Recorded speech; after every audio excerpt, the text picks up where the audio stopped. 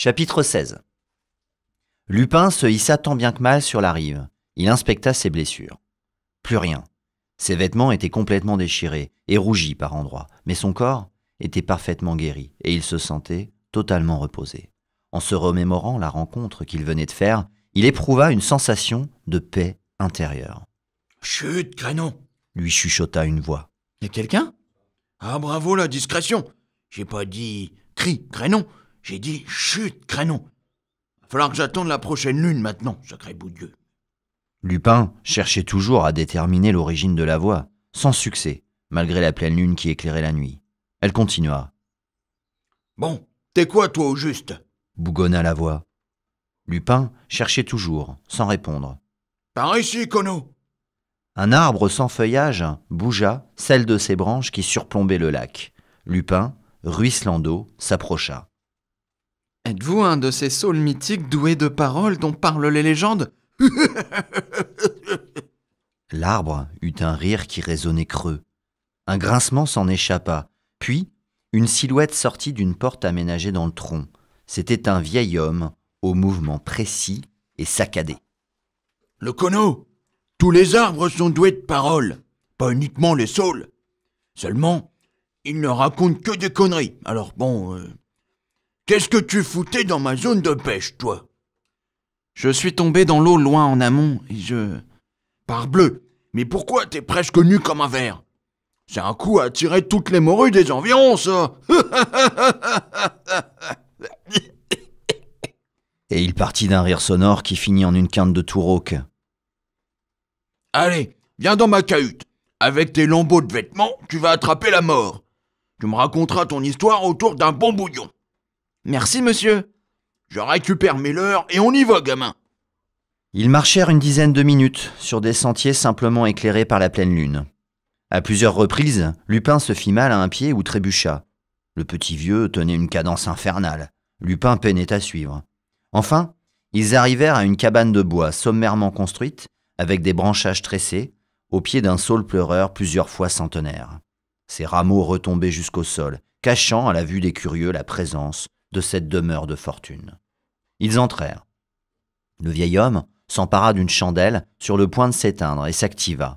Il amoncela de petites brindilles et des herbes sèches sur le foyer central qui s'embrasa et éclaira les lieux. La cabane était bien plus grande qu'elle ne le laissait présager. Elle était en partie creusée sous les racines du saule pleureur qui retenait la terre et constituait une charpente. La fumée s'échappait par un orifice aménagé en son sommet. « Reste pas planté là, Kono. Tu fais entrer la fraîcheur et les insectes. Allez, approche-toi du feu. Tes lèvres sont bleues. Tu risques de choper le pneumo. J'ai un fond de soupe de goujon. Tiens, prends cette couverture. » Le vieil homme s'activa. Lupin le détailla. Il n'avait jamais rencontré quelqu'un d'aussi vieux. Une multitude de rides striaient son visage tanné par les années. Pourtant, il s'affairait en tous sens, sans faire montre de la moindre faiblesse. En à peine quelques secondes, une jatte en terre cuite, contenant une soupe épaisse, s'était retrouvée léchée par les flammes. Lupin tremblait de plus en plus de froid. Les effets anesthésiants de sa rencontre surnaturelle au fond de l'eau s'estompaient et laissaient place à une fatigue immense. Il observa les lieux. Sur les racines du saule, il y avait des scènes de pêche, peintes dans des couleurs ocre. On y voyait représenter un pêcheur ressemblant au vieillard, combattant des créatures aux dimensions et aux formes improbables, tout droit sorties d'un imaginaire délirant. Lupin se mit à trembler plus violemment. Le vieil homme s'en aperçut et sembla s'en inquiéter. « Tu devrais être réchauffé maintenant, c'est bizarre. » La rencontre avec la femme sous l'eau, elle m'a soigné. « Boudiou, t'as croisé une ondine. L'inondation, tout s'explique. Elle a dû te pomper ton énergie jusqu'à la moelle. » Il alimenta le feu avec 2 grosses bûches bien sèches. « Allonge-toi, Kono. T'es pâle comme un cul. Mais tombe pas. Qu'est-ce qu'il fait? Il tourne de l'œil maintenant. Eh oh, Kono, ressaisis-toi !» Lupin perdit connaissance. J'ai dormi longtemps? 2 jours. J'ai bien cru que tu ne te réveillerais jamais. Comment que tu te sens? J'ai faim. Le vieil homme s'affaira. Tiens, voilà du pain et de la confiote. Lupin regarda le petit pot de grès qui contenait une substance grisâtre. C'est de la confiture de quoi? De carpe. Lupin opta pour une tartine sans rien. Il en enfourna un bon bout et fit la grimace. Il a un goût original, votre pain. Je faisais la boulange avant et... T'as jamais utilisé de farine de poisson? Lupin fit non de la tête. Il finit quand même son quignon. Il mourait de faim, Merci. dit-il lorsqu'il eut fini. De rien. Prends ça, gamin. Il lui tendit un verre qu'il but d'un trait, avant d'être secoué par un spasme de nausée. C'est quoi ce goût? L'étanche de brochet, c'est un fortifiant. Tu as vraiment rencontré une ondine? Oui?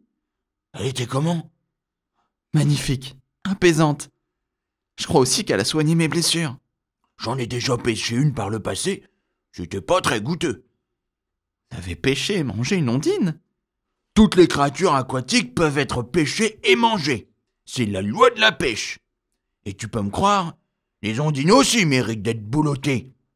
Elles ont l'air mignonnettes comme ça, mais sais-tu ce qu'elles sont et ce qu'elles font aux jeunes gens comme toi?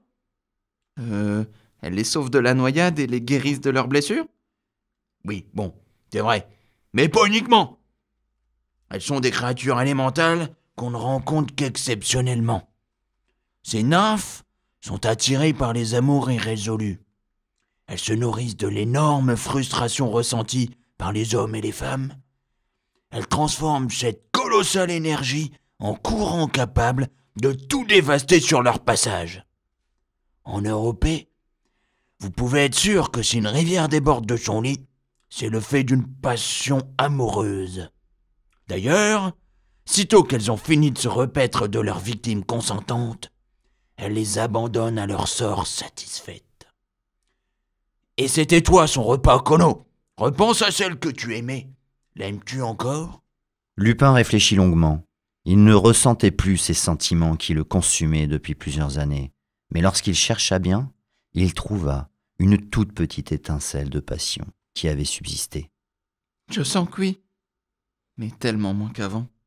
Ah, Dit le vieil homme grave. alors tu n'en as pas terminé de ton problème de femelle. Vous avez l'air de savoir plein de choses. Comment vous appelez-vous? Peu importe mon nom, appelle-moi simplement pêcheur. Vous aimez la pêche? Le vieil homme fut pris d'un rire dément. Si j'aime la pêche, je n'aime pas juste la pêche, je suis la pêche. Je suis le plus grand pêcheur de tous les temps. Et tu peux juste m'appeler pêcheur. Un silence s'installa. Tu ne me crois pas, c'est ça? Bah disons que je connais pas mal de pêcheurs de la réserve. Ils ont le verbe haut et le superlatif facile, alors... J'ai 300 ans. Pas au poil de cul, j'arrondis.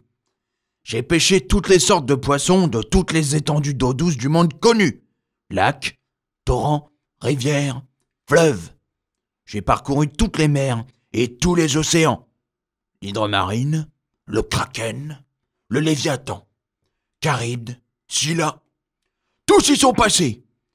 De toutes les créatures existantes, une seule est parvenue à m'échapper. Une seule. Lorsque je serai parvenu à l'attraper, je pourrai m'en aller en paix. J'irai défier le dieu des mers en personne dans le maelstrom situé au milieu du fleuve océan. Regarde ces fresques. Vois ma glorieuse épopée. Lupin regarda les dessins. Il connaissait des enfants de 5 ans qui dessinaient mieux que ça. Il y avait des pieuvres géantes, des baleines blanches sanguinaires, une espèce de grands serpents de mer au milieu d'un lac, des sirènes aux dents aiguisées et même un homard crachant des flammes. Et la créature que vous cherchez se trouve dans l'étang d'où je suis sorti? Sa piste m'a conduit jusqu'ici. Je la poursuis depuis le continent chaméen. J'ai failli l'attraper une fois, dans un torrent en Asia. Mais ma ligne a cassé. Elle était pourtant tressée en crin de licorne, un matériau réputé indestructible. Oh, elle doit être énorme! Non, ce poisson est d'une taille très commune, mais il est doté d'une puissance incroyable. Toutefois, avec cette canne en ivoire de mégamote lacustre et ce fil de diamant, je l'aurai. Ses jours sont comptés. Malheureusement, cela fait 11 mois que je mouille ma ligne à chaque pleine lune sans succès. Pourquoi chaque pleine lune? Ce poisson ne sort qu'à la fin d'une lunaison. As-tu déjà entendu parler de la légendaire truite-garou ? Lupin se demanda si son sauveur était fou. Tu te demandes si je suis fou, n'est-ce pas ? Lupin se demanda si son sauveur pouvait lire dans son esprit. Oh non, je ne peux lire ton esprit. Je suis vieux, je devine. La truite-garou existe. Ce n'est pas qu'un être de légende. Souvent, les jeunes croient qu'il ne s'agit que d'une faribole inventée par les anciens pour effrayer les enfants lors des veillées de contes. Lupin n'en avait jamais entendu parler. Ce n'est pas une créature imaginaire. Je l'ai vue de mes yeux. Elle est grande comme ça. Elle a des crocs impressionnants pour une truite. C'est le seul poisson qui devient poilu à chaque pleine lune. Sa force est telle qu'il peut détruire des rochers, faire des bonds hors de l'eau de plusieurs dizaines de lieues qui font croire qu'elle est capable de voler. Certains l'ont même vu jeter des boules d'énergie avec ses yeux, mais je n'y crois pas. Un poisson poilu ? Je l'ai vu quand j'étais dans le lac. Tu l'as vu ? Cria le vieux pêcheur, les yeux exorbités. Ben oui, même qu'il m'a mordu et... Sacré boudiou de Nastroué ! Montre-moi ta blessure ! Lupin s'exécuta et lui dévoila la morsure à peine cicatrisée qu'il avait à son talon. Le vieil homme la détailla sous toutes les coutures. Pauvre enfant, la malédiction est sur toi. Expliquez-moi. Ce que je vais te révéler appartient à la culture orale de la guilde secrète des grands pêcheurs. On dit que l'homme mordu par une truite-garou devient mi-homme, mi-truite, mi-garou. Lupin recompta sur ses doigts et fronça les sourcils, mais le vieil homme n'en avait pas terminé de son explication. La transformation commence dès les premières lunaisons suivantes à chaque pleine lune. Puis elle devient progressivement incontrôlable. Nulle créature n'en a jamais maîtrisé le pouvoir. C'est une blague ? Le vieil homme récita gravement, le regard dans le vague. Lorsque le crépuscule naissant rencontrera l'éclat d'une pleine lune, tu auras la force de 1000 loups, mais tu ne contrôleras rien et tu t'agiteras en frétillant en tous sens, comme une truite sortie de l'eau sur une berge. À ce moment, assure-toi toujours d'être loin de ceux que tu aimes. C'est ce que transmet la tradition orale des pêcheurs. Je ne vous crois pas. Vous me faites marcher. Reste un peu avec moi, Kono. Tu dois prendre du repos de toute façon. L'ondine a puisé dans les tréfonds de ce qui te donne ta vitalité. Tu seras incapable de bouger pendant au bas mot 2 semaines. Après, il te faudra du temps pour récupérer. C'est impossible. Je dois partir. Célène a besoin de moi. Lupin essaya de se lever dans un effort pathétique avant de retomber lourdement, très pâle. Ah, une fille. Ton amoureuse, je suppose. Oui, je crois que je l'aime encore. Et pas elle ? Elle en aime un autre. Enfin, elle aussi, c'est ce qu'elle croit. À vrai dire, je ne sais plus. Je me sens à nouveau Silas. Que ce soit à cause de la fatigue que lui avait occasionné la rencontre de l'ondine, les récents événements qui avaient dévasté la réserve, ce qu'il venait d'apprendre, le fait d'avoir perdu la trace de celle dont il convoitait le cœur ou le risque de devoir manger des trucs au goût de poisson plusieurs semaines le temps de guérir, Lupin ne put se contenir. Il fondit en larmes. Le vieil homme, pris d'empathie, lui passa un bras réconfortant sur l'épaule. « Pleure, mon garçon. C'est bon signe. Ça veut dire que l'ondine ne t'a pas vidé de ce qui fait de toi un être sensible. Certains n'ont pas eu ta chance et sont devenus des coquilles vides. » Si seulement j'étais moins timide. Sanglota Lupin. « Mon pauvre garçon, il n'existe qu'un seul remède aux amours déçus. Tu veux savoir ce que c'est ? L'alcool ? Non, ce remède s'appelle la pêche. » Il le serra contre lui. Lupin pleura de plus belle et gémit du fond du cœur. « Vous puez le poisson pourri !» Le vieil homme resserra un peu plus son étreinte. « Ne t'en fais pas. Toi aussi tu sentiras comme moi un jour, mon petit. Toi aussi, tu deviendras un pêcheur. »